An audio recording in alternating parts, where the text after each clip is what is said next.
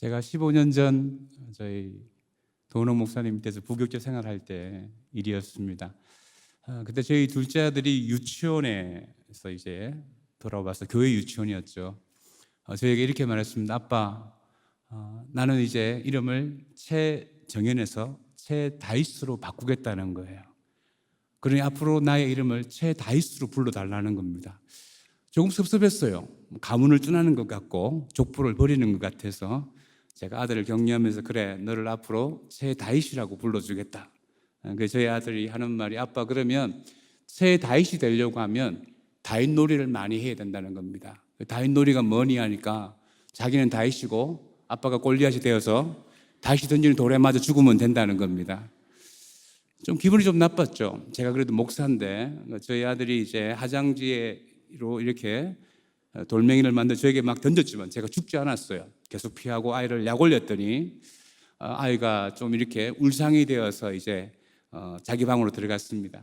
그 다음날 교회에 출근을 했는데 이제 교회 유치원 선생님이 원감 집사님이죠. 저에게 이렇게 연락이 온 거예요. 목사님, 오늘 어린이 유치원 예배가 있었는데 정현이가 기도 제목을 냈다는 겁니다. 기도 제목이 뭡니까? 라고 물어보니 아빠 골리앗가 죽게 해주세요라고 기도 제목을 냈다는 겁니다. 여러분, 우리가 이 다윗이 골리앗을 이긴 이 본문의 말씀을 우리가 너무 잘 알고 있습니다. 하도 많이 들어서 이 반전의 내용에 대해서는 우리가 익히 잘 알고 있습니다.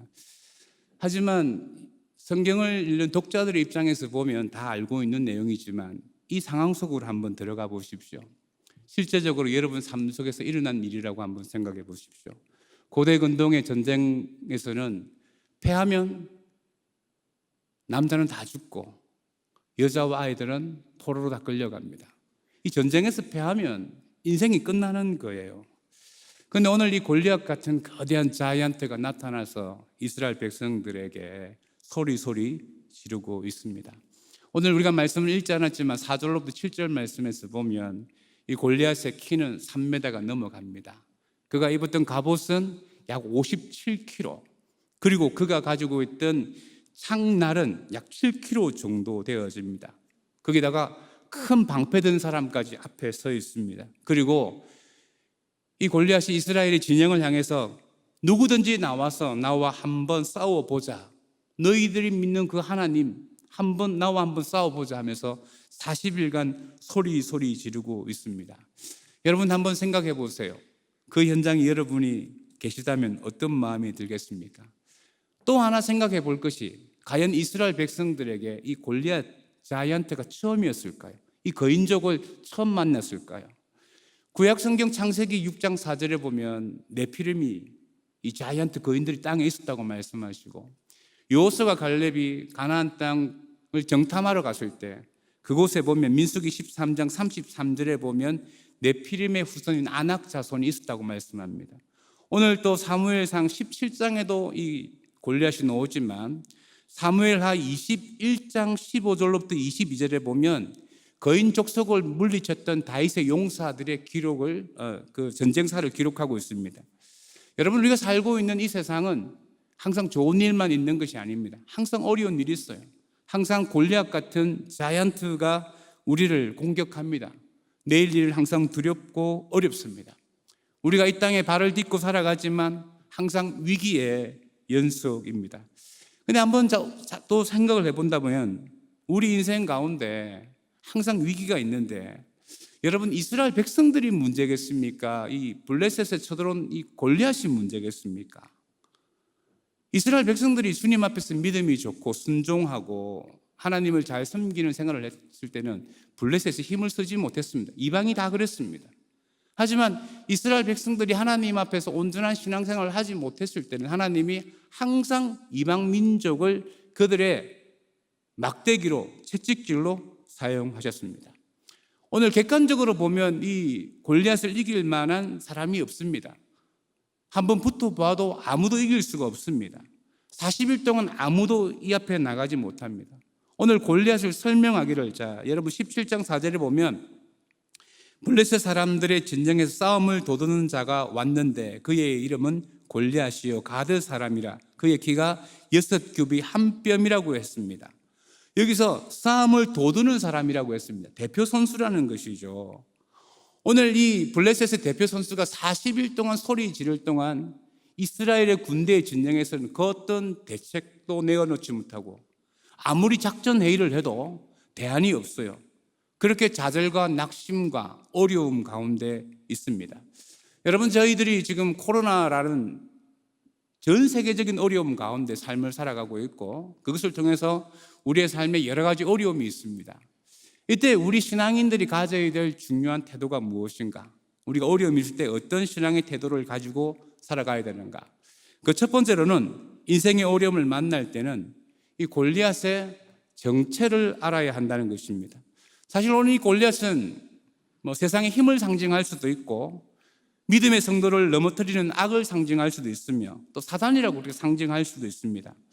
하지만 이 욥기서에서 보면 하나님은 이 땅의 절대 주권자이십니다. 할렐루야. 여러분, 이 세상의 모든 것은 하나님의 주권의 틀 속에 있어요. 사단이 하나님께 이래 말하잖아요. 하나님, 욥이 이렇게 하나님을 잘 섬기는 이유는 하나님이 복을 주셨기 때문에 그렇다는 겁니다. 하나님이 그에 가지는 것 모든 것을 가져가 버리면 욥이 하나님을 욕할 것이다. 욥을 한번 시험해 보라는 겁니다. 그때 하나님이 사단에게 이렇게 말하죠. 욥기 1장 12절에 여호와께서 사단에게 이르시되 내가 그의 소유물을 다 내 손에 맡기노라. 다만 그의 몸에는 내 손을 대지 말지니 사단이 곧 여호와 앞에서 물러가니라. 하나님이 욥의 모든 소유물은 사단에게 맡겼지만 그의 몸에 대해서는 손대지 말라고 분명한 경계를 말씀해 주셨습니다. 욥이 첫 번째 시험을 잘 이겨냈을 때 사단이 또 하나님께 이래 말하죠. 욥의 몸을 한번 그의 몸에 질병을 주면 그 신앙이 변할 것이다. 그때 하나님이 또 욥기 2장 6절에서 보면 사단에게 이렇게 말합니다. 여호와께서 사단에게 이르시되 내가 그를 내 손에 맡기노라. 다만 그의 생명은 해하지 말라. 어떤 질병을 줘도 좋은데 그 생명에는 손대지 말라고 하나님이 철저하게 사단을 제한하는 것을 볼 수 있습니다. 사랑하는 성도 여러분, 사단은 하나님의 통제 아래 있는 줄 믿습니다. 할렐루야. 아멘. 여러분, 아무리 전쟁에 긴장감이 맴돌아도 전쟁은 여호와께 속한 것이에요. 이 사실을 믿어야 돼요. 이 사실을 믿지 않고 살아가면 여러분, 우리는 항상 두려워하고 염려하고 좌절하고 살아갈 수밖에 없습니다. 제가 농촌교회에서 목회할 때가 있었습니다. 신방을 가보면 나이 많은 권사님들이 혼자 계신 집에는 큰 개가 항상 있어요. 대문을 열고 들어가 보면 큰 개가 막 뛰어요. 소리를, 개를 짖고 이렇게 하면 제가 너무 놀라서 다시 대문 밖으로 놓은 적도 있어요. 그래서 자세히 보니까 이 모든 큰 개들의 목에 목줄이 걸려져 있어요. 그 이상 움직이지 못합니다. 여러분, 사단이 그런 존재예요. 하나님의 그 목줄에 딱 걸려져 있습니다. 그렇지만 사단은 사람을 속입니다. 사단은 사람들을 계속 공격하고 우리를 좌지우지할 수 있다고 그렇게 생각하도록 사단이 행동을 하죠. 여러분, 오늘 10절과 11절에 보세요. 그 블레셋 사람이 또 이르되 내가 오늘 이스라엘 군대를 모욕하였으니 사람을 보내어 나와 더불어 싸우게 하라 한지라. 사울과 온 이스라엘이 블레셋 사람의 이 말을 듣고 놀라 크게 두려워하니라. 이스라엘 백성들이 크게 두려워한 이유가 뭐예요? 이 블레셋 사람 골리앗의 말을 40일 동안 들은 거예요. 골리앗이 아침 저녁으로 40일 동안 하나님의 이름을 저주하고 이스라엘 백성들을 저주하면서 그가 한 것이 뭐냐면 이스라엘 백성들에게 겁주는 것밖에 없었어요. 우리가 두려워하고 염려하고 걱정하며 살아가는 가장 큰 이유가 뭐냐면 이 하나님의 말씀을 우리 귀로 듣기보다는 세상의 이야기를 너무너무 많이 들어요. 그래서 양배추가 피부 미용에 좋다 그러면 뉴스에서 한 번만 이야기하면 내일 아침 마트에 가보면 양배추 없어요. 여러분, 9시 뉴스의 위력을 여러분 아시잖아요. 그 유튜브에 넣는 수많은 뉴스 그 한 번 듣기만 하면 내 삶에 여러 가지가 불안합니다. 여러분 자녀를 왜 학원에 보내세요? 말은 이렇게 하죠. 하나님의 영광을 위해서, 하나님의 나라의 큰 인물로 하나님 앞에 쓰임받기 위해서 학원 보낸다고 하지만 우리 부모님에게 한번 물어보겠습니다. 솔직히 한번 대답해 보세요. 두렵잖아요. 우리 아이만 학원에 안 가면 따라가지 못할까 봐 두려워서 학원에 못 보내는 게 우리 내면의 진실입니다. 여러분, 사단이 우리에게 할 수 있는 방법이 뭐냐면 겁주는 것밖에 없어요. 말로 겁주는 것밖에 없어요. 태신자 작정하지 못하도록 겁주고, 하나님 앞에 헌신하지 못하도록 겁주고, 여러분, 영적으로 우리에게 겁주는 것밖에 못하는 게 이 사단의 모습입니다. 오늘 이 말씀을 자세히 보면 골리앗은 굉장히 겁쟁이라는 것을 알 수 있습니다. 이스라엘 백성들의 눈에 보기에는 골리앗이 완벽한 장군이지만 40일 동안 그 어느 누가 하나 나가서 그에게 대항하지 못하지만 오늘 말씀을 자세히 한번 보면 골리앗은 이스라엘 백성들을 두려워하고 이스라엘 백성들과 함께하는 하나님을 두려워하고 있어요. 여러분 7절 보세요. 그 창자루는 배틀채 같고 창날은 철 600세겔이며 방패 든 자가 앞서 행하더라. 지금 골리앗이 40일 동안 이스라엘 백성들에게 소리 지를 때 방패 뒤에 있습니다. 그리고 오늘 41절에도 보면 블레셋 사람이 방패 든 사람을 앞세우고 다윗에게로 점점 가까이 나가니라고 했어요. 이 골리앗이 다윗과 1대1로 싸울 때에 골리앗은 방패 든 사람 뒤에서 나갔어요. 여러분, 여러 가지 성화를 보면 다윗과 골리앗이 싸울 때 이 골리앗 옆에 방패 든 사람이 있어요. 골리앗은 40일 동안 방패 뒤에 서서 이스라엘 백성들을 향해서 소리만 질렀어요. 겁만 주었어요. 그는 근본적으로 이스라엘 백성들에게 쳐들어갈 수 없다는 사실을 알고 있었습니다. 왜냐하면 이스라엘 백성들에게는 하나님이 함께 하시기 때문에. 할렐루야. 여러분, 전적으로 한번 생각해 보세요. 충분히 이스라엘 백성들을 이길 수 있다 그러면 40일 동안 군량미를 축내고 있겠습니까? 쳐들어가지. 왜 쳐들어가지 못했을까요? 하나님이 함께하는 선민이라는 것을 이 블레셋은 알고 있어요. 사단은 알고 있어요. 블레셋의 이 골리앗이 이스라엘 백성들에게 할 수 있는 게 뭐냐면 겁주는 거예요. 겁주는 거. 말로 겁주는 거예요. 여러분, 자이언트는 창세기 때도 있었고 민수기 때도 있었고 여호수아 때도 있었고요. 사사기 때도 있었어요. 문제는 누가 문제냐면 이스라엘 백성들이 문제예요. 그들이 하나님 앞에 온전히 순종하지 못했고 믿음이 없었기 때문에 환경 따라 삶을 살았기 때문에 이 사단이 겁을 주니까 거기에 넘어가게 되어져 있는 것입니다. 여러분, 우리 인생에 어려운 일이 오늘에만 있습니까? 저는 고등학교만 가면 인생이 끝나는 줄 알았어요. 저희 때는 고등학교 시험 쳐서 갔으니까. 대학을 가면 인생은 끝난 줄 알았습니다. 대학 가면 군대를 갔다 와야 되더라고요. 군대에 갔다 오면 정말 인생이 끝나는 줄 알았어요. 다 이제 해결된다. 근데 결혼이라는 문제가 있더라고요. 결혼만 하면 내 인생 앞으로 괜찮다. 결혼을 하니까 진짜 인생의 문제가 시작되어지고, 결혼해서 한 27년 살고 나니까 더 큰 문제는 갱년기에 사모님과 산다는 거 너무너무 힘들어요. 성령 충만도 갱년기 앞에서는 굉장히 어려움이 있어요. 여러분, 인생은 이 문제의 연속입니다. 그렇지만 우리 인생 가운데 문제가 있을 때 골리앗이 할 수 있는 게 뭐냐면, 사단이 할 수 있는 건 우리에게 겁주는 것밖에 없어요. 사단은 우리에게 겁주는 존재, 그것도 방패 뒤에서 겁주는 존재. 이게 사단의 정체성이고 골리앗의 정체성입니다. 그럼 저와 여러분들은 어떤 존재이며 어떤 정체성을 가지고 있습니까? 영접하는 자 곧 그 이름을 믿는 자에게는 하나님의 자녀가 되는 권세를 주신다고 말씀하셨는데, 여러분, 성경에 보면 함께라는 단어가 500번 이상 나와요.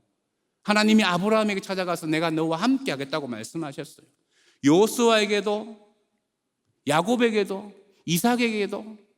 여러분, 구약 성경 전체에 함께라는 이 단어가 너무너무 많이 나옵니다. 그리고 마태복음 1장 23절에도 보면 보라, 처녀가 잉태하여 아들을 낳을 것이요 그 이름을 임마누엘이라 하리라 하셨으니 이를 번역한 즉 하나님이 우리와 함께 계시다. 할렐루야. 그 임마누엘 주님이 우리와 함께 하시고, 복음서가 끝날 때도, 주님이 성천하실 때도 세상 끝날까지 우리와 함께 하신다고 말씀하셨습니다. 여러분, 우리의 가장 큰 정체성이 뭐냐면 하나님의 자녀는 하나님이 함께 한다는 거예요. 제가 어릴 적에 개구장이었어요. 옆집에 있는 영철이를 굉장히 많이 괴롭혔는데 항상 그 파란 대문을 두드리면서 영철아 놀자 그러면 영철이가 나오지 않아요. 왜냐하면 나오면 제가 괴롭히니까.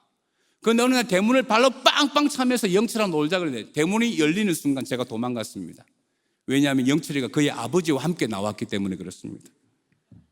여러분, 우리의 인생은 누가 함께 하느냐? 전능하신 하나님이 우리와 함께 하실 줄 믿습니다. 이게 우리의 정체성이에요. 며칠 전에 저희 집사람이 저보고 이렇게 말하더라고요. 당신 지갑 속에 다른 여자 사진을 가지고 다니면 되겠느냐? 제가 또 갱년기니까 말을 조심해서 했죠. 아니, 생각해 보라고. 내가 당신 사진도 안 넣어 다니지만 어떻게 다른 여자 사진을 가지고 다닐 수 있겠느냐? 저희 집사람이 저게 하는 말이, 그러면 당신 지갑 속에 있는 그 심사임당은 도대체 누구란 말이냐? 심사임당은 여자가 아니냐? 그래서 제가 심사임당 4장을 저희 집사람에게 바쳤습니다. 여러분, 결혼한 유부남의 지갑 속에는 여자 사진이 있으면 안 돼요. 다른 여자 사진이 있으면 안 돼요. 그렇지 않습니까? 그와 마찬가지로 우리의 삶에는 전능하신 하나님이 함께 하십니다. 할렐루야. 아멘. 오늘 여러분 꼭 기억하십시오. 인생이 어려울 때마다 여러 가지 소리를 들어요. 취업이 어렵니, 세상 살기 어렵니, 부동산이 어렵니, 기타 등등 여러 가지 말이 들려오는데 여러분, 그 말에 두려워하십니까? 아니면 하나님 말씀을 듣고 있습니까? 내가 너무너무 세상을 두려워한다 그러면, 내일 일을 너무너무 걱정한다 그러면 하나님의 말씀은 전혀 안 듣고 있는 거예요. 그게 세상 이야기를 너무 많이 듣는 거예요. 그러니까 그 골리앗의 겁주는 소리에 꼼짝 못하고 40일 동안 저항도 못하고 어찌할 바를 몰라서 좌절하고 낙심하고. 여러분, 그런 어려움이 찾아왔다 그러면 사단은 우리에게 겁만 주는 존재라는 사실을 꼭 기억하시고 나와 함께 하시는 그 하나님을 믿으시기를 주님 축원합니다. 두 번째로는 여러분, 인생의 어려움을 만날 때 이 믿음의 해석이 필요하다는 것이죠. 믿음의 해석이라는 것은 결국 이 시각의 문제입니다. 어떻게 보느냐. 예수님이 물 위로 걸어오셨어요. 제자들이 역풍을 만나서 거의 죽게 되었을 때 예수님이 물 위로 걸어오는 장면을 마가복음과 요한복음과 마태복음이 기록하고 있는데 시각이 다 달라요. 마가복음은 예수님을 보고 유령이다 소리 질러요. 요한복음은 뉘앙스가, 요한이 제자잖아요. 자기는 예수님을 제일 먼저 알아봤다고 그 기록하고 있습니다. 근데 마태복음은 베드로는 주님이시면 나를 걸어오게 하라는, 물 위를 첨벙첨벙 걸어가죠. 자, 같은 장면인데 어떤 사람은 유령으로 보고 어떤 사람은 예수님으로 보고 어떤 사람은 물 위를 첨벙첨벙 걸어갑니다. 결국 인생은 이 보는 시각에 의해서 해석되어집니다. 오늘 다윗이 골리앗과 싸우기 나갈 때 물맷돌 5개를 가지고 나갑니다. 왜 5개인가? 제가 한번 생각해 보아서 이 신학적으로 동의되어지는 건 아니에요. 제 생각이에요. 어떤 목사님은 아주 알레고리컬하게 5개는 성부와 성자와 성령과 믿음과 사랑이다 이렇게 해석을 하셔서 설교를 하시는 걸 제가 어릴 적에 들은 적이 있어요. 저는 그런 해석은 아니지만 다윗이 왜 5개를 가져가는지 성경이 기록하고 있단 말입니다. 5개라고. 여러분, 표적이 커야 잘 맞습니까? 작아야 잘 맞습니까? 커야 잘 맞아요. 적어도 다윗은 5번 안에 골리앗을 맞출 수 있다는 믿음이 있었어요. 그 믿음의 해석이 처음에 있었고, 또한 그가 자신감 있게 나갈 수 있는 이유가 뭐냐면 골리앗의 가장 결정적인 약점은 그가 이방인이라는 겁니다. 이방인은 하나님이 함께 하잖아요. 물론 이 선민의식이 너무 지나쳐서 이스라엘 백성들이 잘못된 것도 있었지만 다윗은 하나님이 나와 함께한다는 사실을 분명히 알고 있었고, 이 다윗의 이 행동을 골리앗도 알고 있었어요. 여러분 43절을 보세요. 블레셋 사람이 다윗에게 이르되 내가 나를 개로 여기고 막대기를 가지고 내게로 나왔느냐. 개로 여긴다. 이스라엘 백성들은 이방인들을 개로 여겼어요. 너희들 하나님과 함께하지 않는다는 거예요. 그런데 다윗은 이 선민의식이 있었다는 겁니다. 여러분, 이 선민의식이 다윗에게 큰 힘을 줬어요. 이 믿음의 해석이 분명했어요. 너는 이방민족이고 나는 선민이다. 이 보는 것의 차이가 곧 인생의 차이를 만들어냅니다. 그런데 이렇게 믿음의 해석을 잘해도 말입니다, 항상 가까운 사람이 이 믿음의 해석을 공격을 해요. 내가 큐티를 하고 묵상을 하고 말씀 적용을 해서 한번 잘해보려고 할 때, 교회를 잘 섬기고 신앙생활을 잘하려고 할 때 항상 제일 가까운 사람이 영적으로 공격합니다. 오늘 다윗에게는 누구였느냐면 그의 큰형 엘리압이었습니다. 여러분 28절에 보십시오. 큰형 엘리압이 다윗이 사람에게 하는 말을 들으니라. 그가 다윗에게 노를 바라여 이르되 내가 어찌하여 이리로 내려왔느냐? 들에 있는 양들은 누구에게 맡겼느냐? 나는 내 교만과 내 마음의 완악함을 아노니 내가 전쟁을 구경하러 왔도다. 여러분 다윗이 전쟁 구경하러 왔습니까? 아버지 심부름 왔어요. 형들을 위해서. 그리고 골리앗이 그 소리 지르는 장면을 보고 믿음의 의분을 가지고 지금 나아가려고 해요. 그런데 형 엘리압이 이 다윗을 향해서 비난하면서 너 교만하다. 교회 일을 열심히 해보려고 하는데, 믿음 생활 잘하려고 하는데 가장 가까운 사람이 나를 오해하면서 나를 비난할 때 여러분 모든 것을 자포자기하고 싶습니다. 교회 안에서 가장 많이 역사하는 마귀가 어떤 마귀냐면 섭섭마귀, 섭섭마귀. 여러분 섭섭마귀가 역사하면 다 하기 싫어요. 여러분 교회 안에서 제발 여러분 이 성도들과의 관계에서 축복의 사람이 되기를 축원합니다. 오늘 보면 엘리압이 형인데 동생을 공격하잖아요. 여러분 유명한 이야기가 있지 않습니까? 빼빼로와 칸초와 새우깡 이야기 아시죠? 빼빼로가 칸초에게 꼼짝도 못했습니다. 너무 심하게 괴롭히니까 새우깡이 빼빼로에게 말합니다. 너는 칸초보다 키도 크고 초콜릿도 많이 있는데 왜 맨날 칸초에게 당하느냐? 그랬더니 빼빼로가 하는 말이 칸초 등에 있는 문신을 못 봤느냐? 3일 뒤에 보니까 근데 이 칸초가 새우깡한테 꼼짝 못하는 거예요. 너무 괴롭힘을 당한 거예요. 빼빼로가 이렇게 말합니다. 너는 왜 칸초에게 너는 왜 새우깡을 그렇게 무서워하느냐니까. 새우깡 몸에 있는 칼자국 못 봤느냐니까. 여러분 우리가 가까운 사이일 수 있지만 위협적인 존재가 될 수 있어요. 그래서 항상 축복의 사람이 되어야 됩니다. 어느 주일학교 학생이 주일 예배를 마치고 저녁에 집에 돌아가는데 저 골목 끝에 귀신이 나올 것 같아요. 전도사님에게 물었어요. 전도사님, 귀신이 나오면 어떻게 해야 돼요? 나사렛 예수 이름으로 맹하노니 귀신을 물러갈지어다 외치든지 아니면 찬송을 열심히 불러라는 거예요. 그런데 갑자기 귀신이 나타났어요. 그런데 나사렛 예수 이게 안 해본 사람은 못해요. 처음 하려고 안 돼가 찬송을 열심히 불러라니까 귀신을 향해서 찬송을 불렀어요. 당신은 사랑받기 위해 태어난 사람 하니까 귀신이 감동받은 거예요.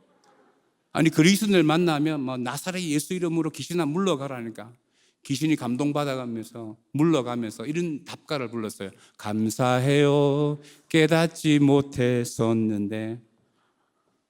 여러분 비웃는 건 별로 안 좋습니다. 여러분 우리는 사실 축복을 베풀며 살아야 되는 사람인데 근데 항상 우리의 태도 가운데 보면 이 교만함 때문에 서로의 관계를 깨뜨리고 그리고 영적으로 해석을 잘했음에도 불구하고 그 앞에서 주저앉는 사람이 많습니다.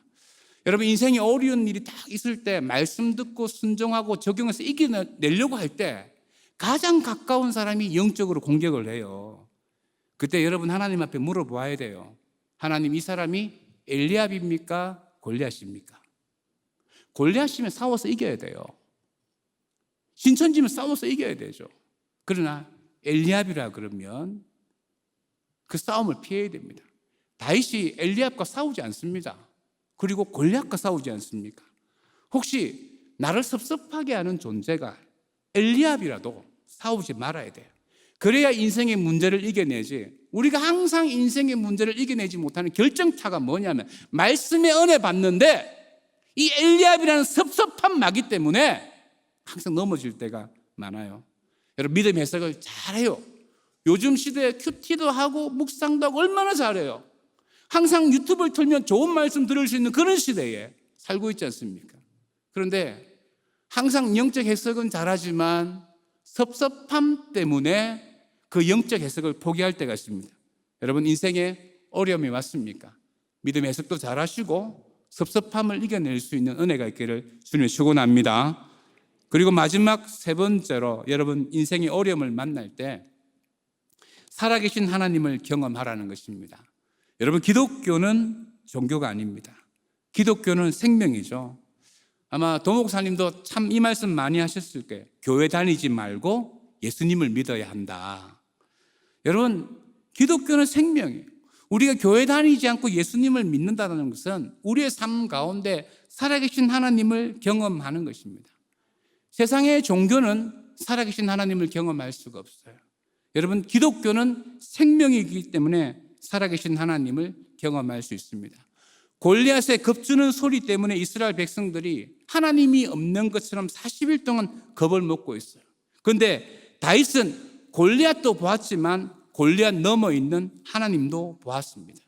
여러분 우리가 삶을 살아가면서 앞에서 보면 절망스럽고 뒤에서 보면 허망하고 옆에서 보면 실망스럽고 위에서 보면 낭망스럽습니까? 그러나 하나님이 함께 한다는 사실, 하나님이 살아계시다는 사실을 믿어야 될 줄 믿습니다. 여러분 우리 인생에 항상 위기가 많았지만 성경에 수많은 약속이 있어요. 이 성경에 7만 5천 가지의 약속이 기록되어져 있어요. 어느 신학자 그렇게 말을 하더라고요. 그러나 이 기록되어져 있는 이 약속의 말씀이 내 삶 가운데 한 번도 이루어지지 아니하면 뭐 소설책이나 성경책이나 별 다를 게 뭐가 있어요. 여러분 인생의 위기 때마다 살아계신 하나님을 경험해야 되는 거예요. 가정의 문제, 자녀의 문제, 직장의 문제, 건강의 문제, 재정의 문제, 여러 가지 인생의 골리앗이 찾아올 수 있어요. 그때마다 살아계신 하나님을 경험할 수 있는 은혜가 있기를 축원합니다. 저는 아들 둘 키우는데 중고등학교를 보내지 않았습니다. 그럼 제가 그럼 개척교회 목사도 아니에요. 좀 규모 있는 교회 목사인데 저희 둘째 아들은 중학교 2달 다니고 홈스쿨 했어요. 그러나 대안학교를 간 적도 없고 저는 중학교 졸업식, 고등학교 졸업식을 가본 적이 없는 사람입니다. 저희 가정에서 과목이 뭐냐 하면 정규 예배 드리고 하루에 성경 석장 읽는 게 수업이었습니다. 그것 말고는 아무것도 저는 관여하지 않았습니다. 그렇지만 자녀를 키우는 게 쉽지 않아요. 아침에 제가 교회 출근하려고 하면 저희 둘째 아들이 소파에 앉아갖고 몸무게가 그때 100kg 가까이 되었어요. 중학교 1학년인데 막 이래 누워있으면 목사이지만 열받아요. 그 아이를 보고 있는 것 자체가 열받아요. 십자가도 이런 십자가는 없어요. 제가 이렇게 딱 째려보면 저희 아들은 또 굉장히 눈치가 빨라요. 아빠, 나를 보지 마시고 나 위에 살아계신 하나님을 보세요. 목사가 그래 믿음이 없어 되겠냐는 거예요. 여러분 제가 믿음을 가지려고 굉장히 많이 노력을 했습니다. 저희 아들 중학교 검정고시 비밀로 하셔야 되는데 이게 다 이 유튜브로 나가가지고 60.8로 합격을 냈어요. 고등학교 검정고시 우수한 성적이 아니라 아주 우스운 성적으로 합격을 냈고 대학은 진학을 잘 못해서 학점제 은행을 해서 겨우 전문 학사 학위를 제가 받은 줄 압니다. 지금 저희 교회가 건축을 하고 있거든요. 제 기억에 2년 전이죠. 2년 전 1월 달에 구정 때 저희 도은옥 목사님에게 우리 제자 목사들이 인사하러 왔습니다.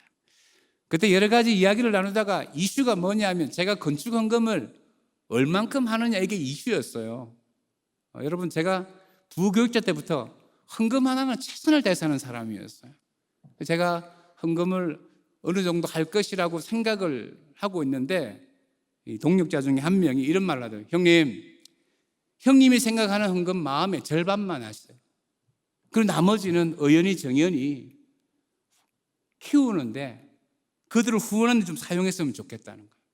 형이 그렇게 헌금을 많이 한다고 해서 교인들이 알아주는 것도 아니라는 거예요. 저를 정말 생각해서 하는 말이죠.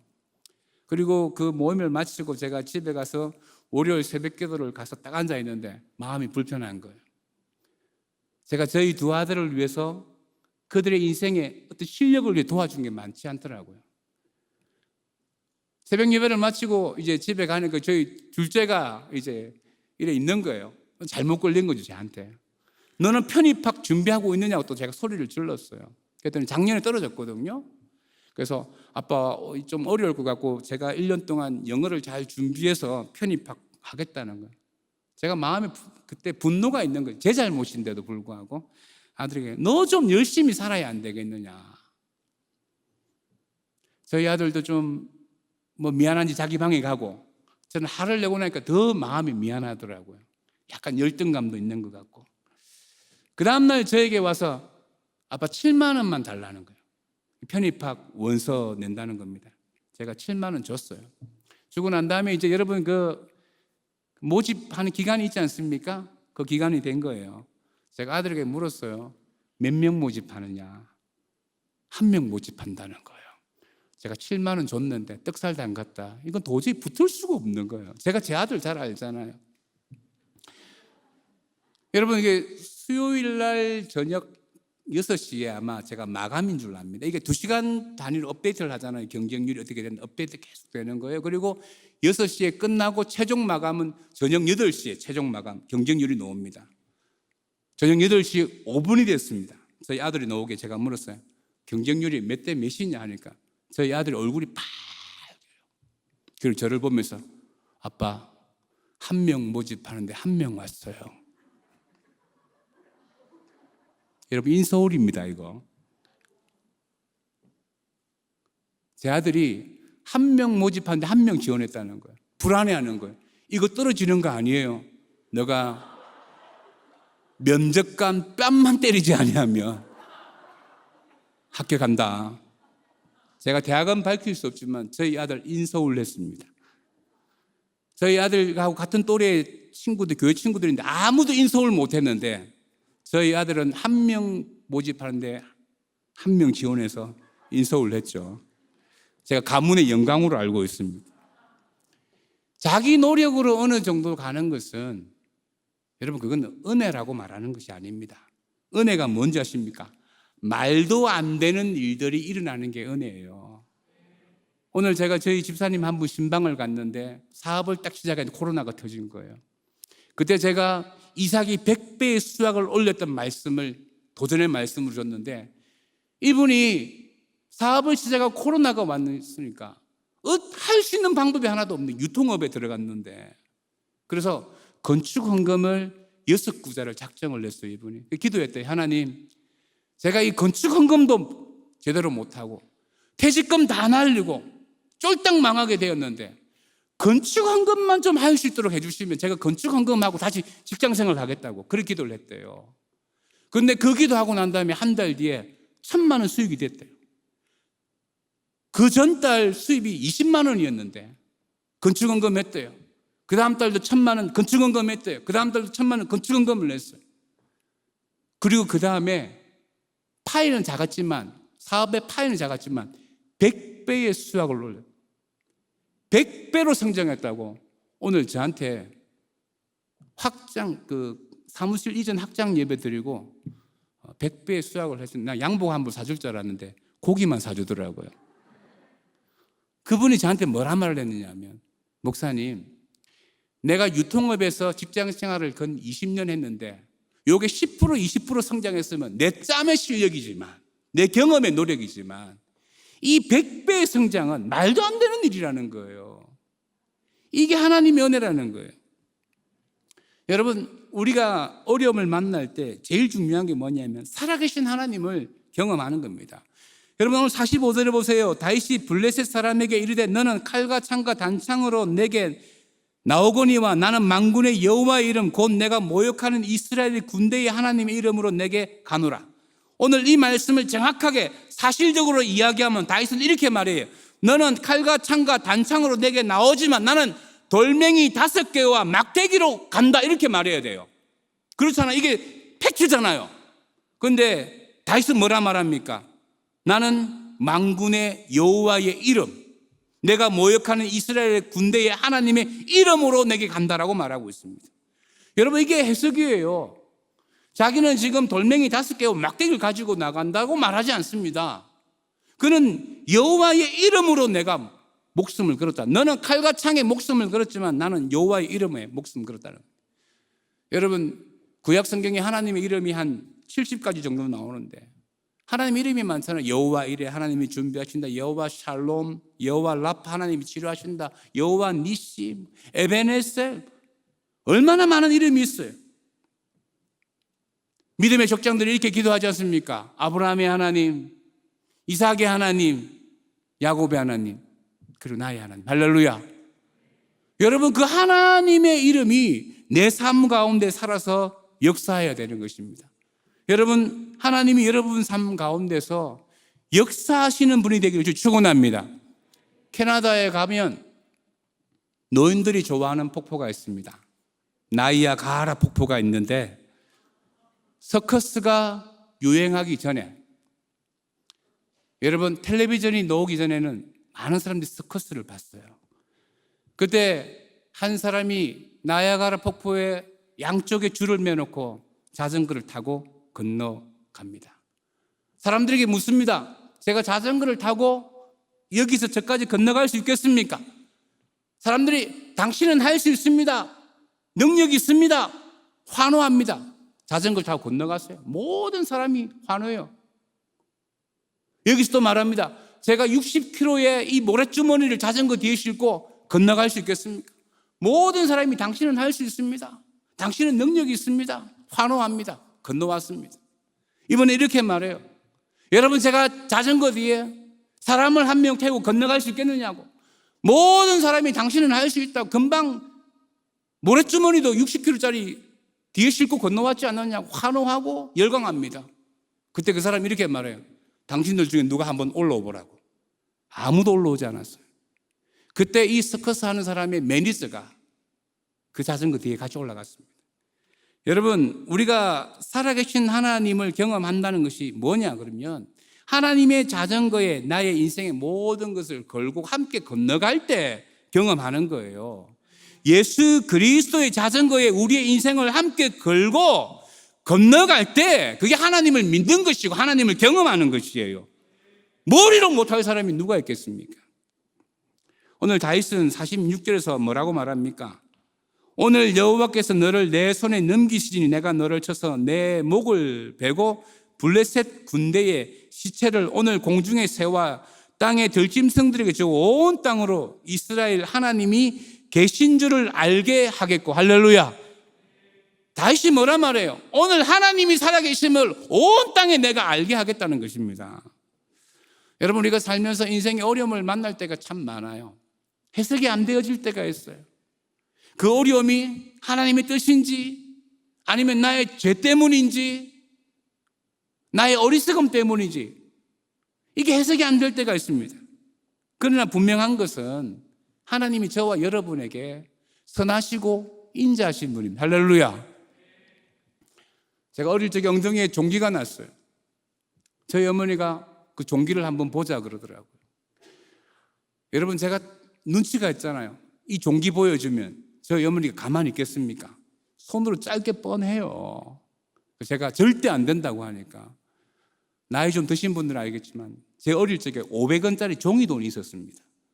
종이돈에 이수신이 딱 보여주면서 엉덩이 한번 보여주면 500원을 주겠다. 제가 돈에 눈이 멀어서 엉덩이를 보여줬어요. 저희 어머니가 엉덩이에 있는 종기를 손으로 꽉 잡아버렸어요. 그때 제가 너무 아파갖고 와 소리 지르면서 계모다 계모 막 소리 질렀어요. 여러분, 저는 새엄마를 비하하는 게 아니에요. 여러분, 한번 생각해 보세요. 제가 얼마나 아팠으면 계모다 계모라 했겠어요. 근데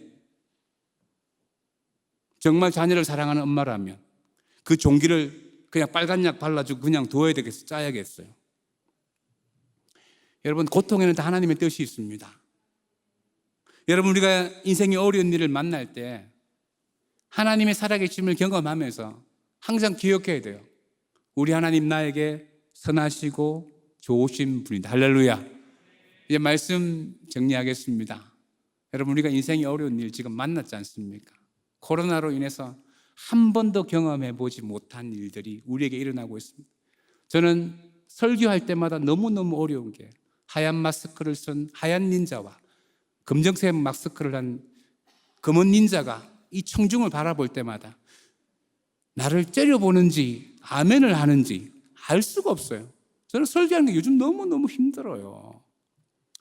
그럼에도 불구하고 여러분, 이 어려운 시기에 제가 가지는 게 뭐냐면 하나님 나에게 선하신 분이라는 겁니다.